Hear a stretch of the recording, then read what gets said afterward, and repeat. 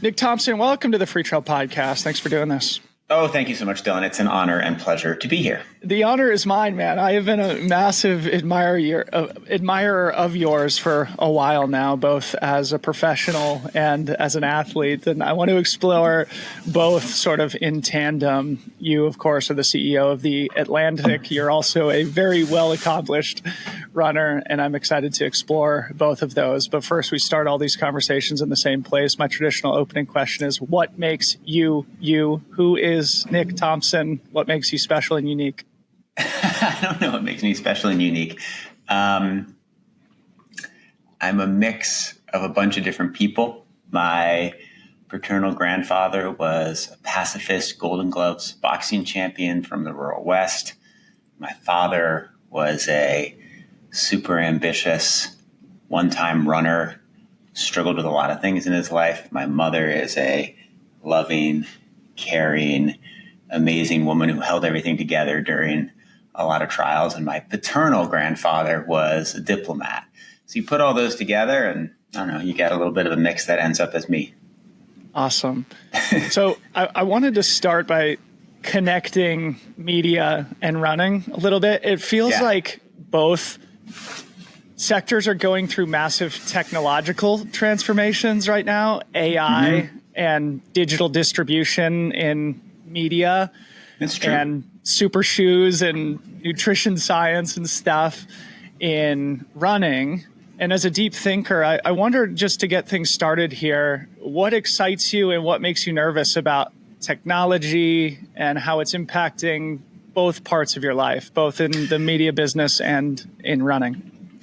So I love technology. I'm an enthusiast in the sense that I like trying it. I like trying to understand it. I like taking things apart, putting them back together. I always have. I like studying digital trends. I like trying to foresee the future as best I can.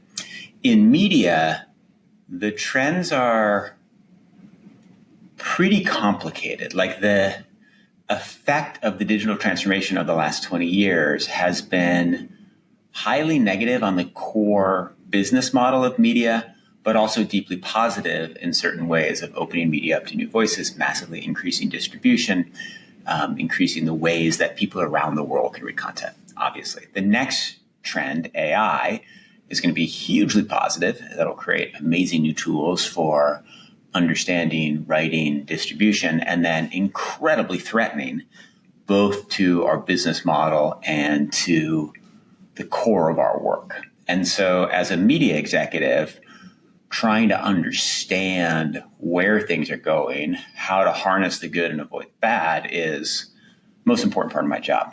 In running, the trends are mostly positive. Like super shoes make you go faster and they help you get injured less. Like that's a truly beautiful combination. Right now, some minor negative things. People are upset about, like, what about historical records and do they all stand? And maybe there's some risk to Achilles injuries. But like the overall effect of most of the technology that has been brought into the running world, whether it's GPS tracking to more efficient heart rate, ability to monitor your heart rate, to sodium bicarbonate, to super shoes, to singlets that are better at, helping your body cool and be maximally efficient in the wind, whatever it is, technology basically helps in the running part of my life. Whereas in the media part of my life, it's a pretty mixed bag. That is a really interesting insight, isn't it? And I follow your daily dispatches on LinkedIn, which are typically mostly focused on how technology is impacting industry, culture, things like that. You rarely talk about how it impacts sports. So maybe I'll challenge you to put one of those up here. I probably should. I should do a little more. When I was the editor of Wired, it was much more of a focus, and I was looking at more of the running gear and in contact with more athletics tech. But that's a good point. And maybe I'll make there's a great scientific study that I was just reading about, and Alex Hutchinson and Outside, who's so good, about the health benefits of running. Maybe I'll dig deeper into that and make it today's most interesting thing in tech. All right, great. Tag me, all right? Yeah. All right, awesome. So before we go back in time, speaking of Outside, it's a perfect transition. I wanted to ask you about something I read in something they published after your 50K American record. This was back in 2021. You were had just joined the Atlantic. I think you had just turned 45, and you said something that I wanted you to expand on here. That is, I think that maybe a key part of aging successfully is doing something new. And you said that in the context of both your training stimulus and your job change. I wanted to ask you to say more about that. I'm somebody who's fundamentally adverse to change most times, but recognizes the value that it can have just in providing a hard reset. Say more about that.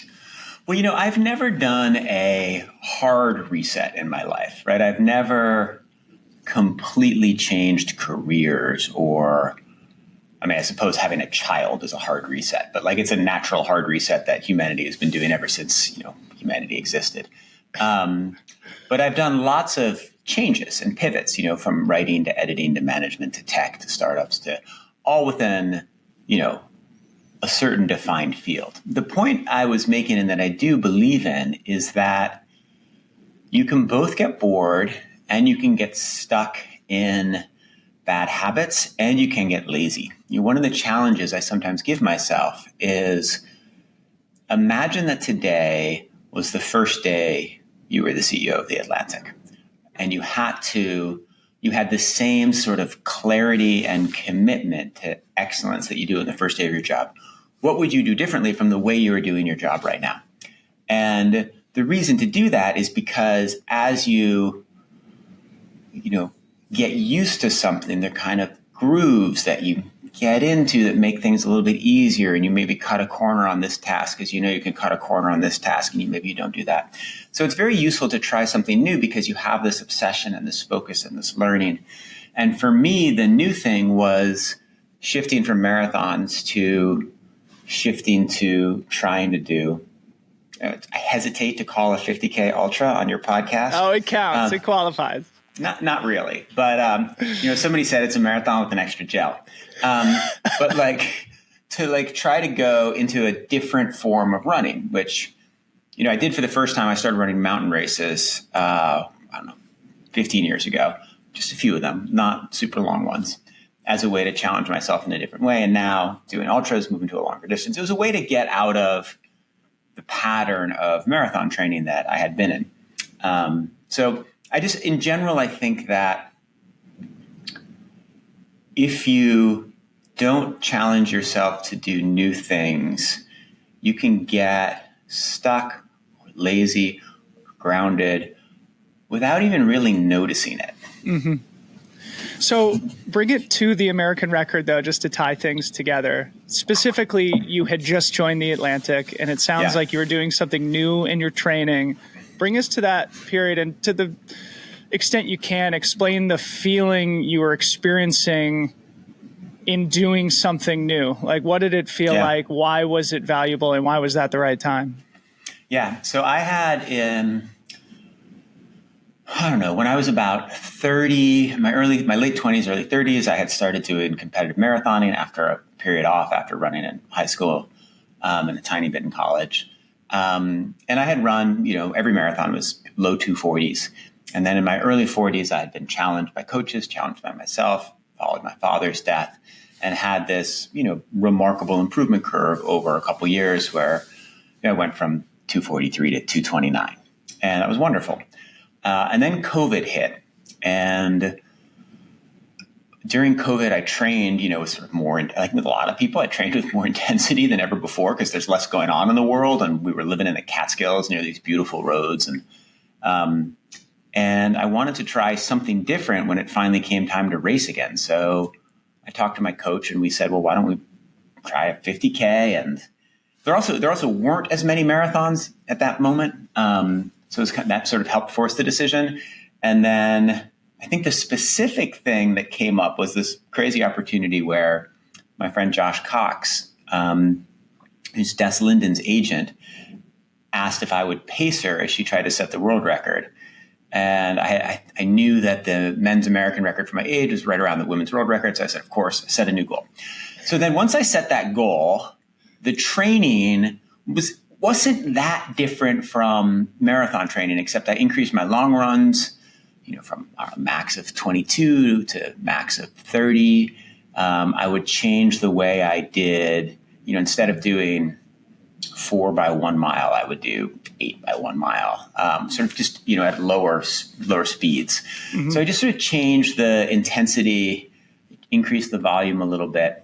But it wasn't a huge step change in the way I changed. That would come later as I shifted to trying to run fast 50 milers. But the process to go into the 50K wasn't that dramatic. What was dramatic is I really remember the night before. And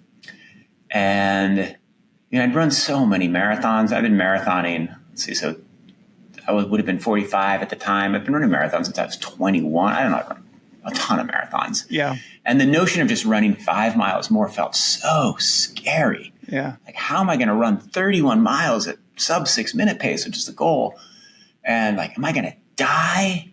And I had all these fears that I'd never had before a marathon. I remember that vividly in my little hotel room in Eugene, Oregon. Yeah. Cool. Well, yeah, I just think it's an interesting thing to contemplate together. Oftentimes our biggest breakthroughs in life in retrospect seem obvious, and that moment in your life, having just started a new job, taking on a new athletic challenge, and having an age group record to show for it, and managing to hang on to Des for a while. Well, I actually didn't. I didn't hang on to Des even for 1 second because so Josh, I could tell from her Strava that she's going nuts, that, the women's record was like 3:06 or something like that. Yeah. And I could tell from her Strava that she was insanely ahead of that. So I wrote to Josh 2 weeks before the race. I was like, she's not going for that. He's like, yeah, she's going for sub 3. I was like, is it okay if I don't pace her? He's like, yeah, we got a whole bunch of other people. You run your own thing. So the gun went off. Des took off. And I ran by myself, several minutes behind her. No shame in that either. No shame in that. No shame at all. Okay, so going back in time now, of course, you're the CEO of The Atlantic, as I said. Yeah. Before that, you worked at Wired and The New Yorker. Yeah. And just to set the context for the audience, I'd love to have you just share a little bit about the transition over to The Atlantic, because as somebody who is familiar with both those previous publications, it almost feels like The Atlantic is the natural next spot for you. In some ways, it's kind of the middle ground between Wired and The Atlantic. Does that feel accurate to you? And maybe you could just share a little bit about that transition and what you're doing now, what led you to be at this moment in your career. Yeah, the big transition, there's partly a transition from Wired to The Atlantic in subject type, right? You go from all technology to a magazine that it's politics, culture, the arts. But the biggest shift was that I went from being the editor, meaning that I spent all my time tracking what is happening in the world and what are we going to write about it and how can we get our story online 15 minutes before our competitor, and oh my God, did we get a fact wrong? And why is this person calling to yell at me? And are we going to get sued? Right? What should we write about next? That is a very specific job. And I went from that to being the CEO. So now my job is, okay, what are the strategic bets we're going to make over the long run? How are we actually going to make money? What will be our new business line? Does this make sense? How is the team functioning? Do I reward this person? Do I need to move this person out? Right. And your focus really changes. And that was a much bigger shift for me than the content type. I did have some experience in it. At the New Yorker, I had sort of added a bunch of bureaucratic responsibilities to my job. At Wired, I'd gotten more involved in ad sales. But the real shift for me was, shifting from being an editor to being a businessman. What was the biggest growing pain there? And do you feel like your personality is naturally conducive to being in leadership roles? Because it feels to me, and knowing a lot about your career, that, it doesn't seem like an inorganic move. Well, there's certain things I'm good at, certain things I'm not good at. And some of the things I'm good at I'm very good at hiring. And I've had a lot of success in hiring A+ talent. And then partly because I've hired A+ talent, having those people, and not just A+ talent, but A+ talent that works well together. And so the most extraordinary thing about The Atlantic is that I have a leadership team now of, 9, 10 people who report to me, all of whom are spectacular and all of whom get along with each other, which is incredibly rare at a company. And that was something that I had learned and observed at The New Yorker, where David Remnick, the editor, had assembled just an incredible team that got along in remarkable ways. And the synergy you get from that, because everybody's working in concert. And not only that, you don't have to spend 30% of your time worrying about reporting structures and lanes and all the nonsense you do when people don't work well together. And so there are certain things, and I think I was good at hiring at the New Yorker and at Wired, at identifying writers and editors and learning like, this thing matters, this thing doesn't, whether it's intuitive, whether it's through a set of rules, whether it's through the interview process. But regardless, so the skill of like hiring and assembling teams that I had helped build up in my previous jobs, I think mattered a lot at The Atlantic.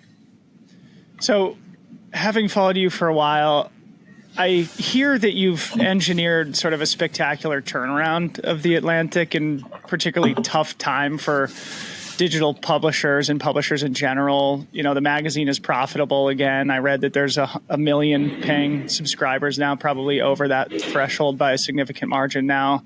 Can you speak about that particular moment, both as, or this particular moment, I should say, as it relates both to the industry broadly and the Atlantic's position within it? Yeah, so, it all depends, of course. None of the stuff we do on the business side would have any effect if there wasn't an amazing product, which I have nothing, very little to do with, right? It's editors writing, writers writing, copy editors copy editing, fact checkers fact checking. The product is amazing. So what we've done on the business side, which has contributed to us going from losing lots of money to making money, is in some ways actually it relates to the fact that I worked at Wired for a long time. So I worked at Wired for 11 years in total and covered the tech industry. And in that time, you notice a little bit about how really good tech companies are run, and particularly the culture of testing, rapid product innovation, moving quickly to change things, identifying leverage points. And so in some ways, reporting on business gave me a good sense of what we needed to do on the business side of The Atlantic. And if you look at what made this place profitable, some of it was being, much more efficient in how we sell ads, making sure that we, sold that, profit matters more than revenue. So identify the ad categories where profit is high, even if revenue isn't as high. Identify the ones where profit is low, even if revenue is high. Switch the incentives. But probably the biggest shift was the way we ran our consumer marketing arm, which is the part of the company that asks people to subscribe to The Atlantic and manages the subscriptions. And so there, we've run just a series of hundreds of tests on how much does a subscription cost? Okay, how many articles you read? How many articles a month can you read before we put down the paywall? Should the paywall function differently if a reader comes to us from Twitter or from Reddit than if they come from Facebook? What if they come from a newsletter? What if it's a different kind of story? What if we have this little bit of data about what they do? Okay, so what color should the box around the pricing offer be? And so running test after test, iterating. And we do that every day. Yesterday we're coming up with a series of tests we're going to run on what's called the gate page looks like. So that's when, if somebody has hit their paywall limit and then we're trying to get them to subscribe.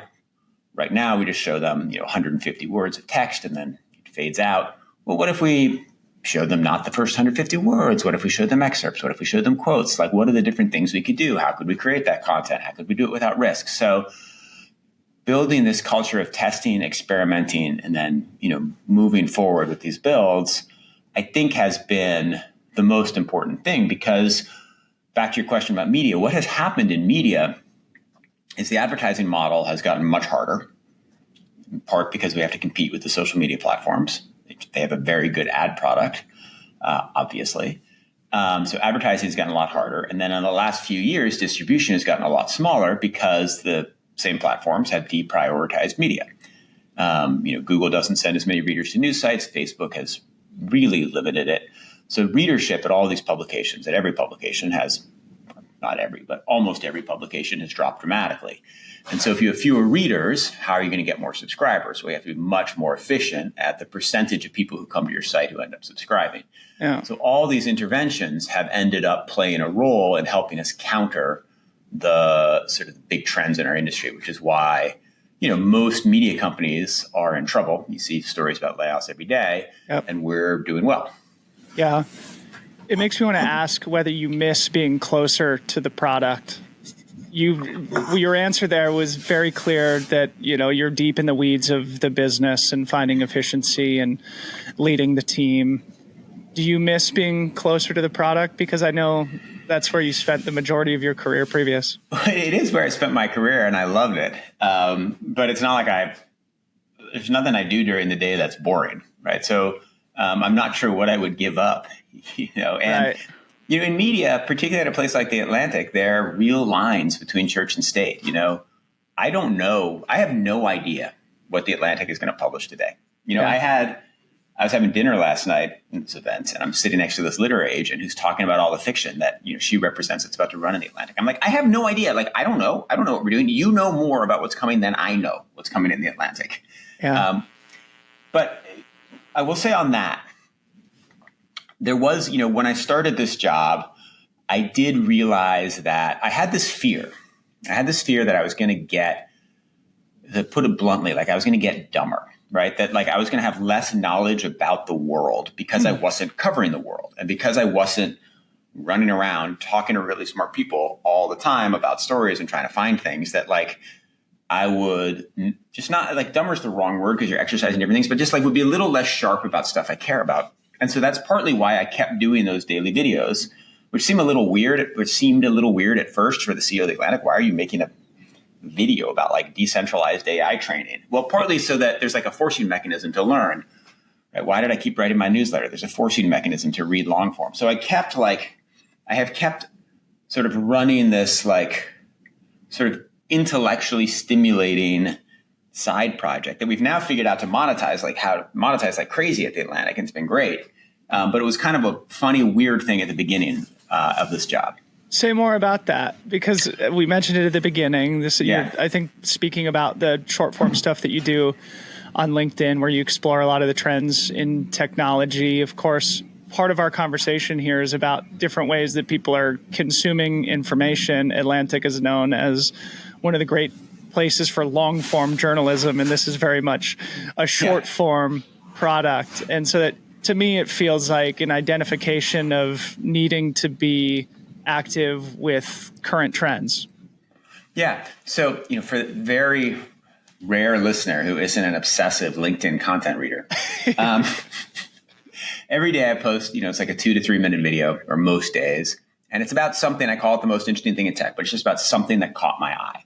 Right. And so yesterday I talked about, why has Intel blown up? Like what has gone wrong in the last 4 years? The day before I talked about decentralized model training for AI systems, right? So things like that. Sometimes it's a paper, sometimes it's a news story.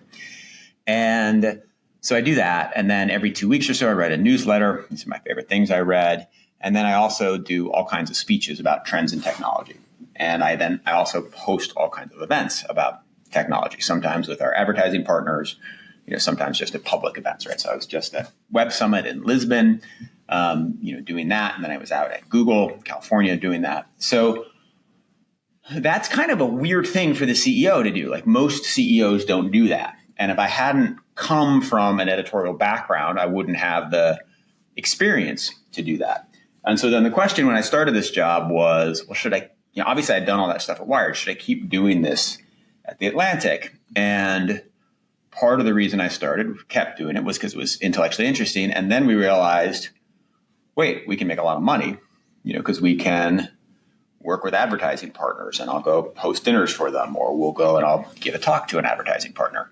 And so we actually figured out a way to use my editorial skills and experience to have this highly successful, it's a significant part of our advertising revenue business that we've built up. So it turns out it's a win-win. It's great for me. It's great fun. It's totally separate from editorial. So what I say has no influence on what they write. They have no idea what I'm doing. I don't know what they're doing. So we keep it clean and separate, and it makes a lot of money, which then funds us hiring more journalists.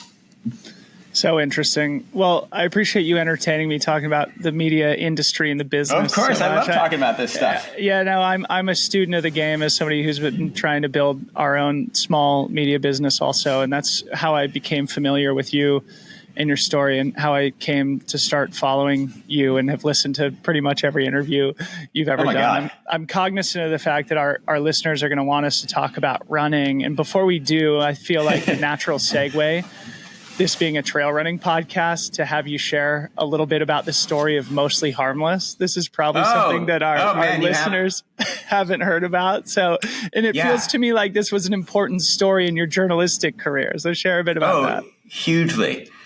Yeah. So during quarantine, I was up in the Catskills, and I had taken my eldest son, who was then 12. And we'd gone hiking for a couple of days on the Appalachian Trail. And we started a tradition, and we now hike every year on the Appalachian Trail. I grew up in the Northeast. I love the trail. And I got a note in like my sort of anonymous private tip line. If you ever have an anonymous private tip, you can send it to nxthompson@protonmail.com. And it said, there's this really weird mystery about a body that was found in a tent, and nobody can identify who he is.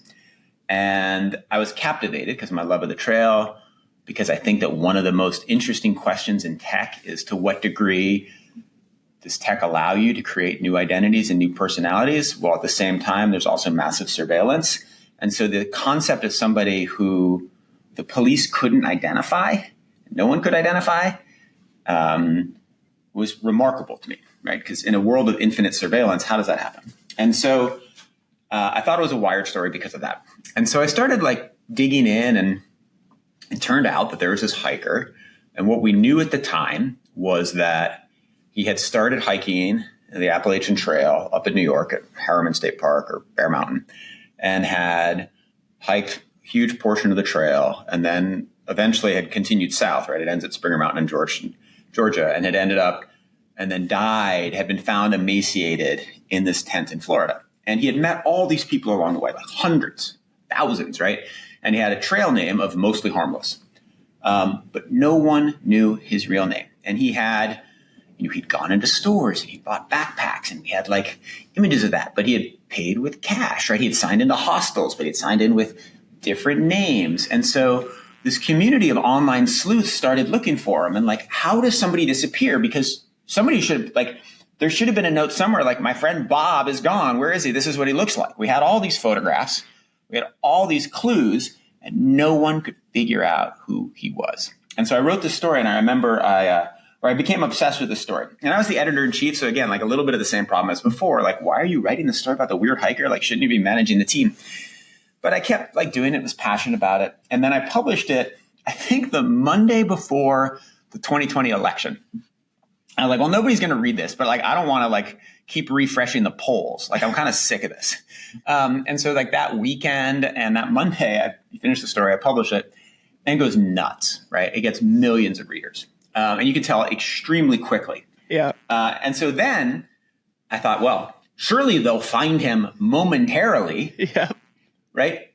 And nobody could figure it out. Right. I had all these people calling me. Like, I remember this one person was like, it's definitely, so-and-so, it's, I don't know, Joe Smith. Right. And then I like look online for Joe Smith, and I find out that Joe Smith is like connected to somebody I know, and I call that person, and they're like, Joe's dead. I remember I was like, I'm so sorry. But then of course they call me back 5 minutes. They're like, it's not Joe. I just talked to him. It's fine.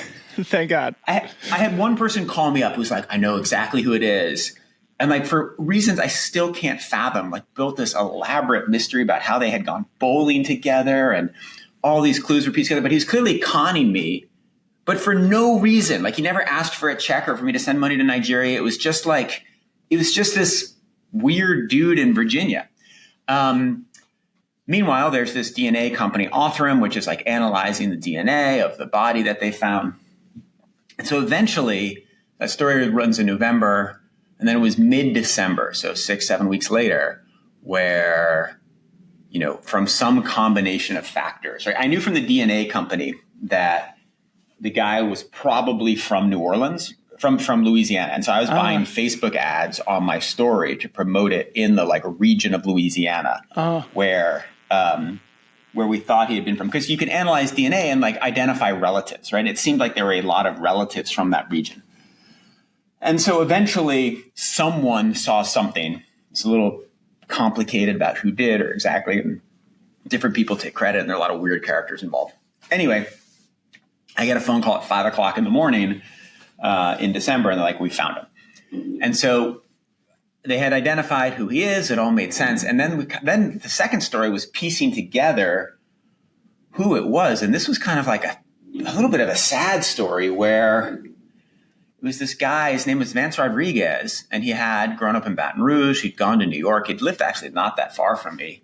And he had just decided to totally change and upend his life. And the reason no one was looking for him is that he kind of had alienated everybody. Yeah. He had emancipated himself from his family, so they weren't looking for him, right? He had been kind of abusive to his girlfriends, so like they weren't concerned. And he was a little bit of a loner who had friends from Louisiana who loved him, but they just thought he was in New York. Yep. So nobody's looking for this guy. He's a computer engineer, so he knows how to erase his, tracks. And he had just left his apartment, left his passport and credit cards in the apartment, somehow gone up north to Bear Mountain, taken a bunch of cash and cut himself off. And then the mystery was, what did he intend? And this is the mystery I still don't know the answer to. Did he intend to come back to the world? Did he intend to die on the trail? He was taking notes for a video game that he'd like to play or an online game that he liked to play. So it seemed like he wanted to come back. But it was this guy who, in the real world that we exist in, was kind of a loner who couldn't make it work, but out on the trail was beloved. Yeah. And so it's a crazy story of reinvention. So yeah, I wrote that. It got a lot of attention. It's an extremely interesting story to work on. It became a documentary that got a lot of attention. Yeah. It was a very interesting story. So cool. I'll make sure to link to both the story and the follow-up in the description here so people can go do their own online sleuthing. Yeah. Very, very interesting. It was fun to read through that stuff. So pivoting over to running, maybe we can just start with the generic, obvious question of just sort of when did running come into your life? Because to me, it obviously feels like it's been a core part of who you are forever. Yeah. And maybe just meditating on the value of having it be such a core piece of who you are when you're obviously a high achieving person in different domains. Yeah. So as I mentioned very early on, my father ran marathons for a brief period in the 80s when I'm a little kid. And I remember running with him when I was 6 or 7, running a mile or running 2 miles. And that, I think, made an imprint. And I watched him run the 1982 New York Marathon. I went on the far side down on First Avenue when you come off the Queensboro Bridge. And I remember that vividly. But then I didn't run much in grade school. I played soccer, tennis, basketball. I go to high school. And I got cut my sophomore year I went to this new school, thought I was going to make varsity. Didn't make varsity, didn't make JV, didn't make JV2. You got to it just sucks. And so I'm despondent. I feel like I don't really fit in at the school. And then they're like, well, you got to do a sport. That's the rule. Only one left is indoor track. And so I went over to the indoor track team, and I wasn't very good. I remember running the 2 mile. I think my first one was 11:43, which is fine, right? But you're not gonna get a scholarship running 11:43. And so I sort of stuck at the kind of the back of the pack for the season. And then the last race of the year, for some reason, the coach enters me in the New England Championship, and I do great. And I suddenly run a 10:48, right? And from then on, sort of gives me a whole new status at the school, right? It's a great time for a sophomore. I realize, wait, I have this talent. Where did that latent talent come from? How do you go from 11:43 to 10:48 in one race? What is it that happens? What? I've thought back a lot on that particular race in that particular moment.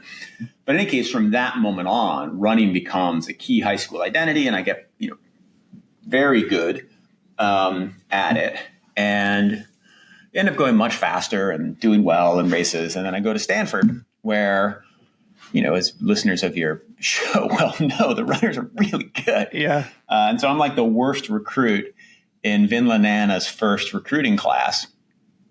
I anybody who's my age, who's listening, remembers the Kinney cross country championships. And I think we had the guys who came in 2nd, 3rd, 5th, and 7th, right? Everybody went to Stanford in my class. Wow. So I show up. I'm this kid who's not that good compared to them. And at the end of my freshman year, I dropped it. I just wasn't good enough, or I got hurt. I got mono, like just was a disaster. So then I stopped running, or not stop running, but I just run recreationally.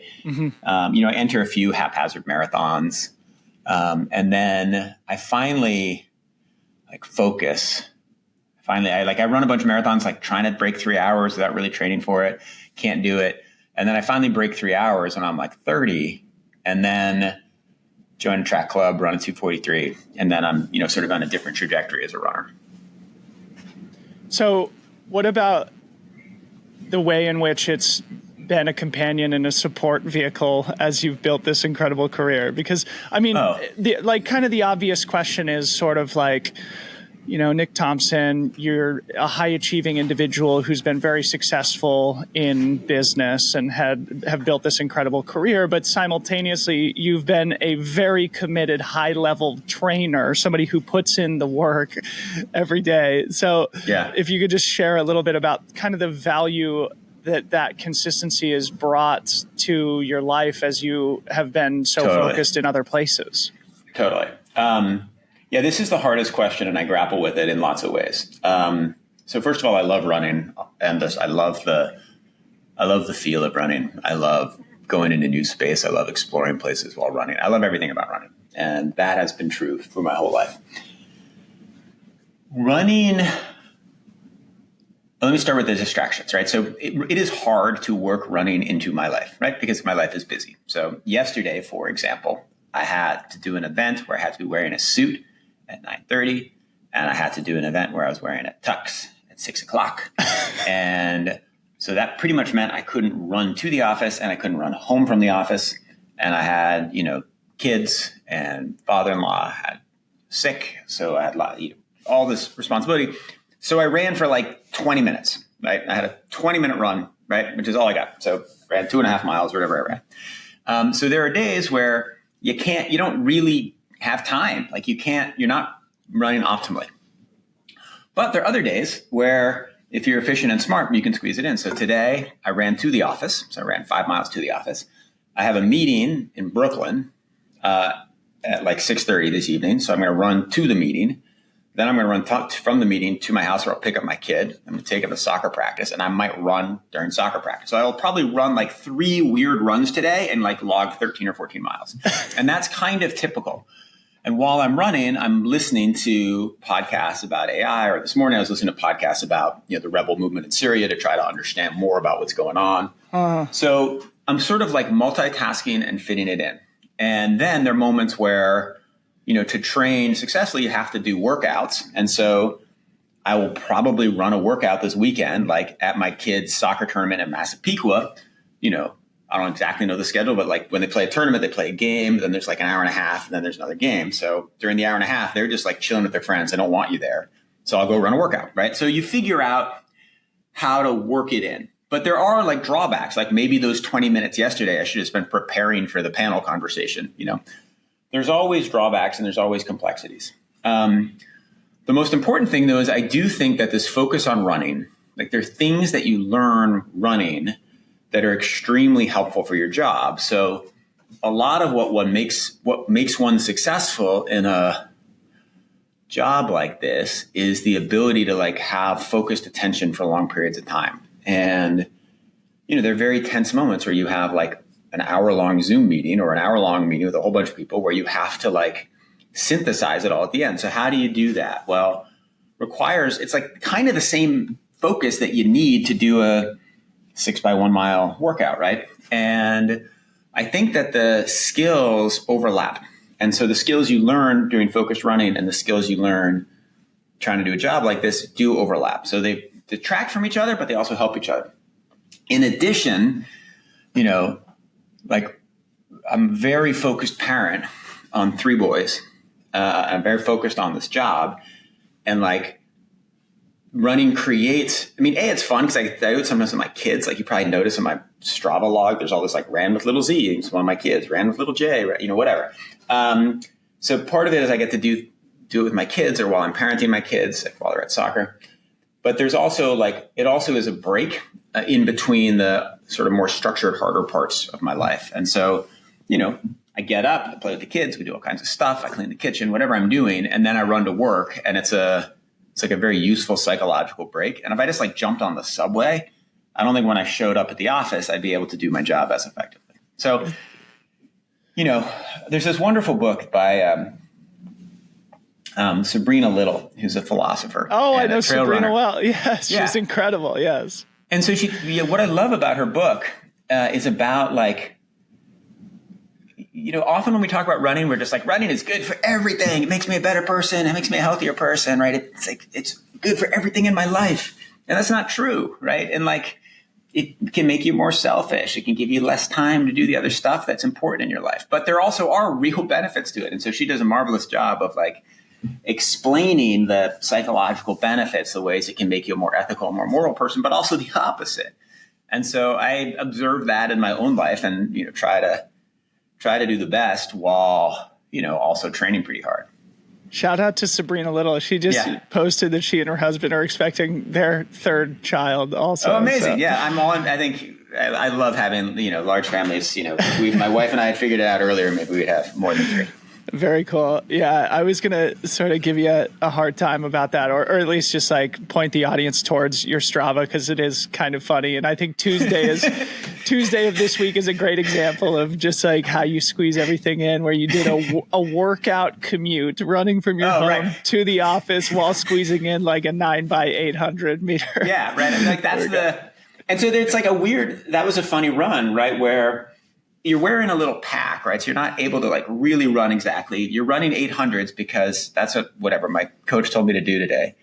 But I can't do it I only had a certain amount of time. So I had to work it into the commute. And that meant I had to have some of the 800s up the Williamsburg Bridge and down the Williamsburg Bridge. So it's like a 9x800 with like a 4-minute 800 in the middle because it's up the bridge. Yeah, got to get the work done. Awesome. So you're doing the 800s with the pack on. Just to be clear, you're not stashing it somewhere. There's no.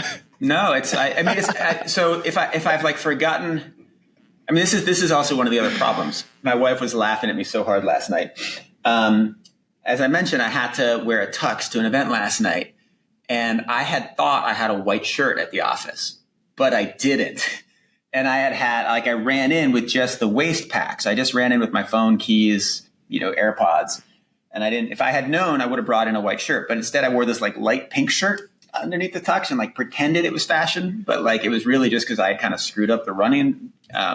So you have these like little trade-offs as you do this. Yeah, it's so funny. Yeah, I'll make sure to link to your Strava so people can go give you a follow there. Yeah, so and they can see my like 9-minute miles when I'm like commuting with a pack and like listening to a podcast. Yeah. Hey man, come on, nothing to be ashamed of there. We're trail runners, right? 9-minute miles are fast in our world, which is a perfect segue. I wanted to ask you about. I would say on your Strava, like I am like always mind blown because it's like 12,000 feet of elevation and 8:30 pace. And I'm just like 8:30 pace, like running in anyway, but I digress. Not anymore, buddy. Not anymore. But, we have our glory days, and I'm on the backside of mine, but you keep me inspired to, keep charging ahead and continue to work hard, and the inherent value in doing those goofy 8x9 or 9x800 workouts wearing a pack. There's no shame in that.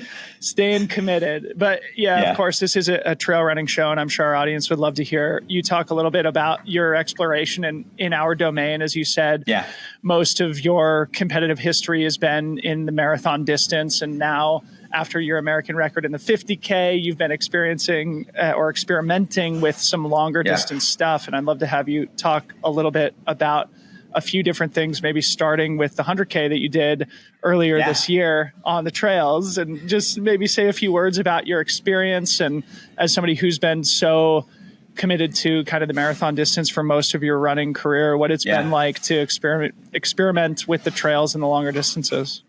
Yeah, so it's, there are two things. One was experimenting longer distances. So I moved up and started running 50 milers after the 50K, but mostly like flat. I ran Tunnel Hill, which probably a lot of listeners know. Yep. I ran Jed Smith out in Sacramento.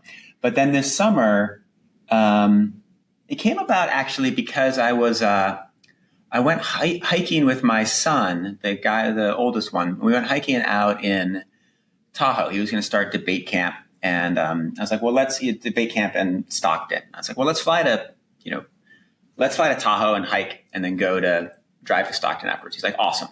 And so we flew there and we stayed at this hotel. And I was like, wait, this is the start of Western States. I was like, oh my God. And I ran the first couple miles. I was like, why on earth have I never started the process of running Western States? Just do it. And so that evening I was like, okay, what is the race that you can get a qualifier for? And so I signed up for Twisted Branch, got myself on the wait list, assumed I wouldn't be in it, signed up for Grindstone as well. And then 2 weeks before Twisted Branch, late August, I get this note. It's like, hey, you might get in off the wait list. And I was like, shit, better get in shape. And so I went on, again, hiking with my older son. We were doing the Pemi Loop, and I ran a whole bunch of it. And I had been running a bunch of the mountains anyway, and I'd been getting my distance up. I just didn't think I was going to do it. Anyway, so then I get in off the wait list, and it's Twisted Branch time. And so I go up to this amazing race up in the Finger Lakes in upstate New York. And it's all new to me, but your race starts at 4 a.m., so you camp at the start. You run with the headlamp. It's 100K. It's up and down the mountains. It's not easy running up there either, man. It's definitely not easy running for me. It wasn't as hard as the Pemi Trail. On the Pemi Trail, I texted a friend of mine after hiking the Pemi Trail with my kid. I was like, is Twisted Branch as hard as this? Because I'm not going to be able to do 100K. And he's like, no, it's not the same. But what I remember most about that race and what I love most about it is, I was I don't know, 30 miles in, and I'm like, Jesus, I've run now longer than I've ever run before, and I still have 32 miles to go, right? More time than I've ever run before. Yeah. I was looking at my watch, I'm tracking my heart rate, I'm thinking about gels and all the stuff you think about when you're a marathoner. And I've been writing this book about running, and some of it has been focused on different characters, one of whom is the woman who won the Sri Chinmoy 3,100 mile race 9 times in a row. And she had said, when she's running 3,100 miles around the same block in Queens, what she does, she just forgets about everything. She forgets about how many miles she has to go. She's like, if you think about that, you can't do it. Just think that you're a child running in the woods. And so I'm out there in Twisted Branch, and I'm like, you know what? Release. I turned off my heart rate monitor. I put my watch into a view where I couldn't see the pace. I was like, I'm just a kid running in the woods. And I stopped worrying about what I was eating. I just ate whatever I wanted to eat.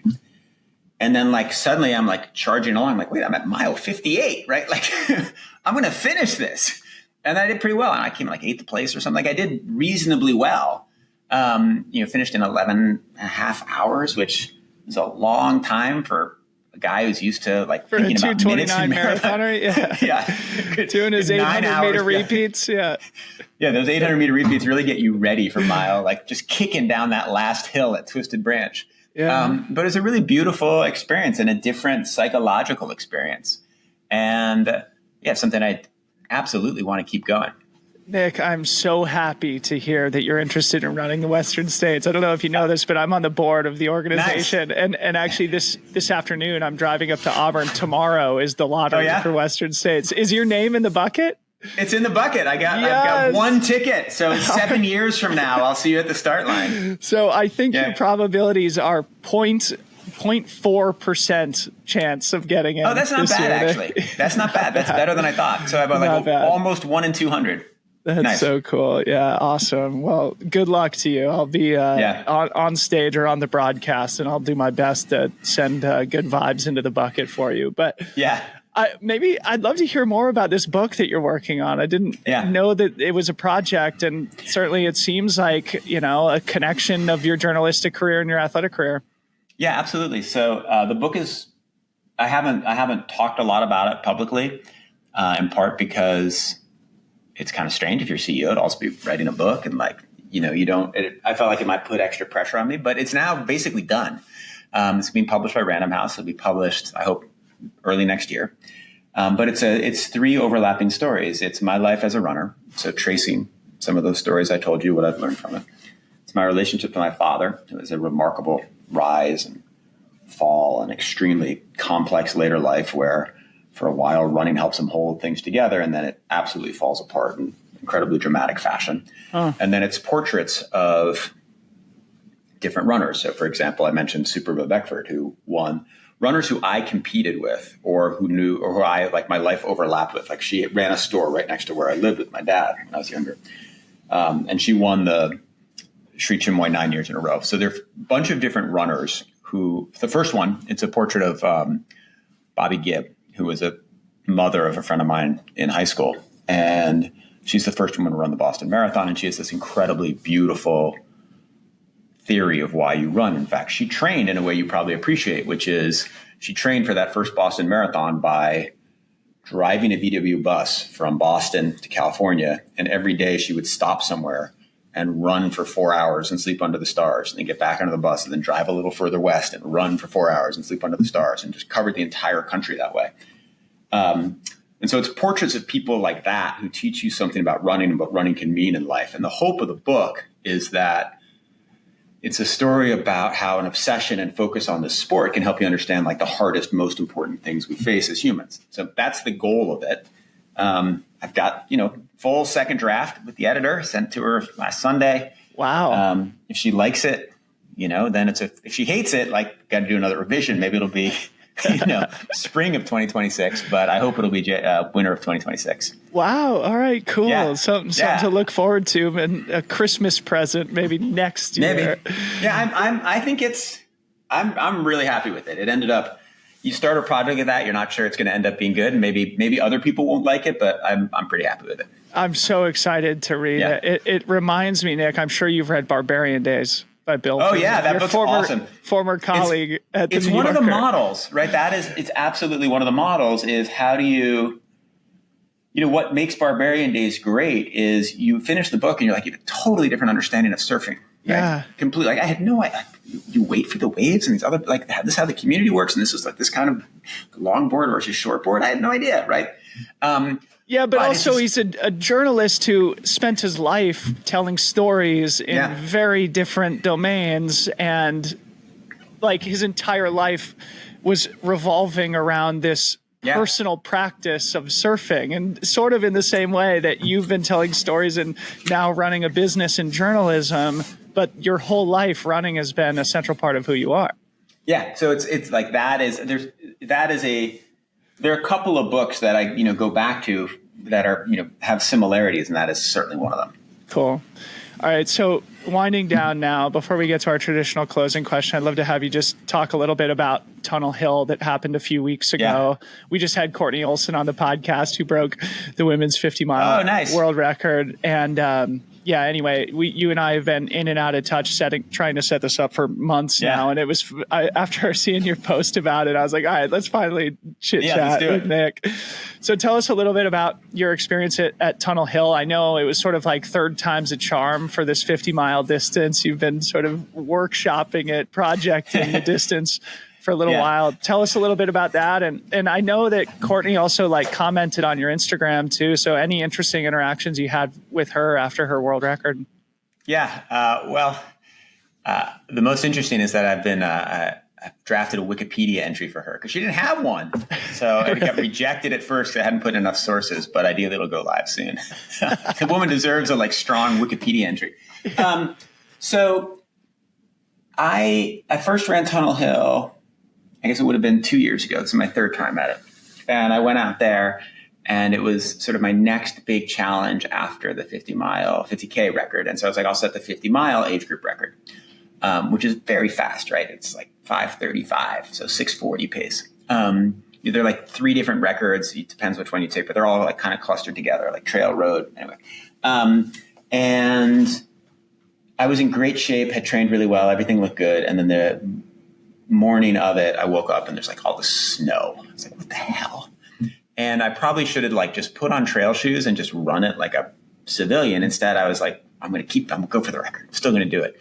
And of course it goes badly, right? As anyone can predict. I actually slip in the snow. Something goes wrong with my Achilles. And I remember I dropped out. You go through the tunnel you go up through the tunnel, and then you go down a hill, back up a hill, and then back down through the tunnel. And I went up through the tunnel, and then I, like, got to the aid station, and I'm, like, wiped out. My Achilles hurts, new distance. I'm not going to get the record. And I drop out. And, like, it probably was the right thing to drop out because I ended up missing a few months with my Achilles injury. But on the other hand, like most ultra runners, it wasn't so much pain that most ultra runners would have stopped. Anyway, so that's attempt number 1. So then it takes a few months. I'm like, I'm going to go back. I got to do it again. I get running again the following spring, start training up. Things are looking great. I'm planning to run the Berlin Marathon and then run Tunnel Hill. And then in like late August, I'm playing tennis with my 11-year-old, like mess up my calf, right? And so for a month, I'm on the bike, I drop out of the Berlin Marathon. And then I get healed up and I run Tunnel Hill. And what's so interesting is when I go back through the data in that race, like my heart rate was great. And again, I was trying to set the records. I'm running like 640s, 645s. My heart rate is great, but I just didn't have the muscular strength. I hadn't put in the miles. And so by mile, again, kind of like at the same place, I start to feel terrible. And then by the time I get back down through the tunnel, like I'm at mile 38, 39, I'm in the pain cave, right? And like every step is agony. Like I turn around, I run backwards because my quads hurt so much.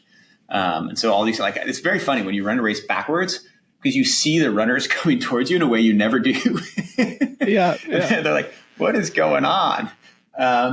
But at this point, I've like read enough about ultra running. I've like learned enough that like you don't quit, right? You just like the point is to keep going. And I didn't know that the first time. Like the whole point is to like learn about this pain and to like you rare opportunities in life where you get to experience this pain.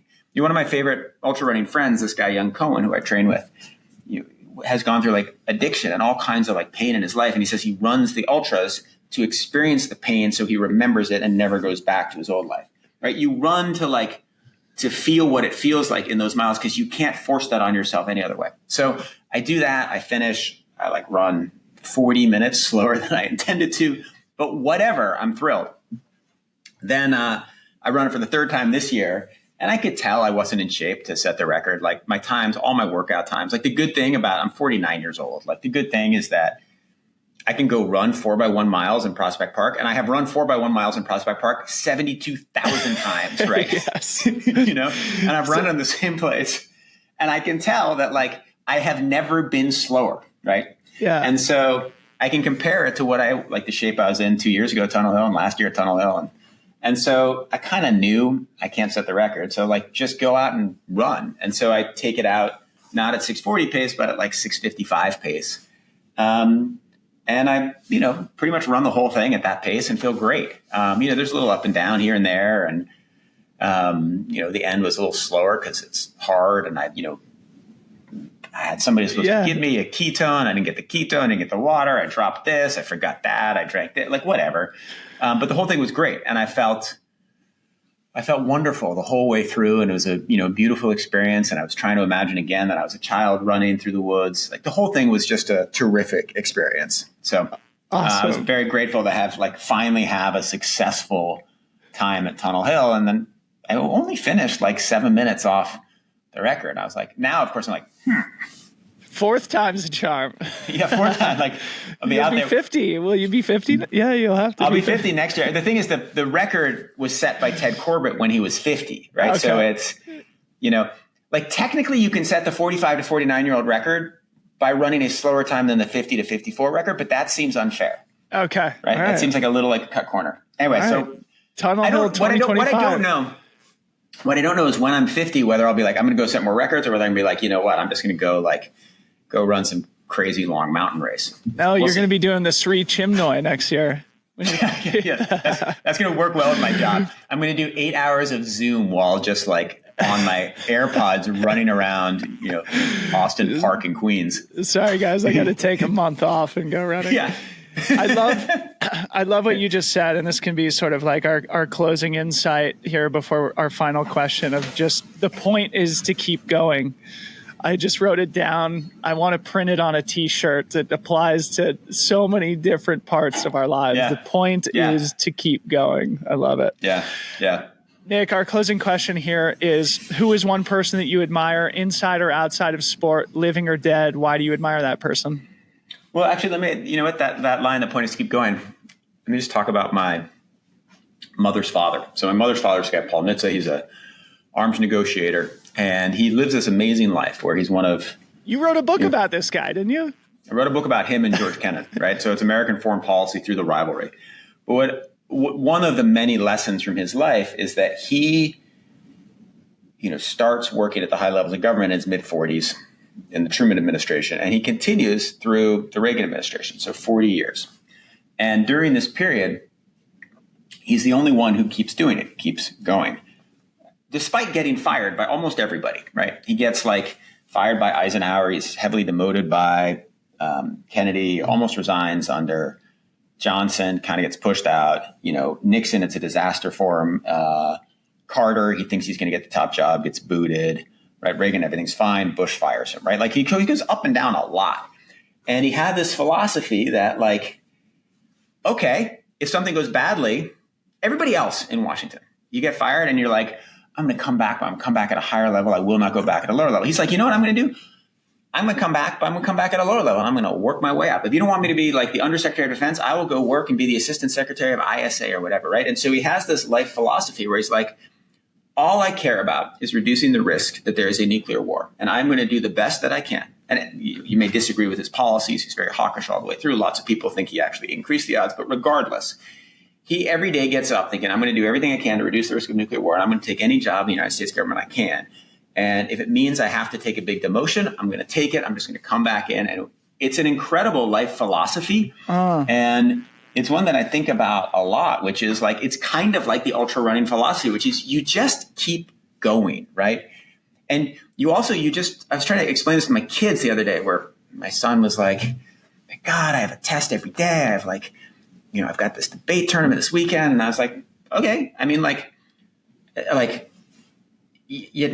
understand. And you can spend the next 20 minutes complaining about it and stressing or talking about how you're going to stay up all night, or you can start doing the work. And I'm happy to help you with it. But just go and get going. Because it's so easy to think of a challenge as too hard, or think of a job as too hard, or your tests and your homework, or this or that, or I have been exactly the perfect. This goes back to sort of my philosophy of running. If I have any value as a runner, it's that I have learned to fit runs in and just to go and do it. You have 20 minutes, you go and do it, instead of worrying that, oh my God, I don't have the right shoes, or it's too cold, it's too windy, or I haven't hydrated, right? And that philosophy of life is something I really admire. And I think it's something that ties to my grandfather. I love it. What a great place to end. My wife and son are out of town, and the last 2 nights I've been watching this new documentary on Winston Churchill on Netflix. And, having not known enough about his story, there's a similar overlap in that he spent periods of his career kind of in the wilderness, ostracized, people thought he was weird and crazy. And then, of course, history remembers him as one of the greatest leaders of all time. The point is to keep going, right? And he's a better example of that than anybody, right? And he ends up playing this absolutely essential role that is hugely important to the world we live in now. Awesome. So, yeah. Nick, it's a pleasure to chat with you, man. I appreciate you coming it's so on the much fun, podcast. Dylan. It's really great. All right, let's go running in Marin when I'm out west sometime. All right, yeah. I love that. Show me the trails. Yeah, absolutely. I'm going to hold you to that. Awesome. Okay, cool.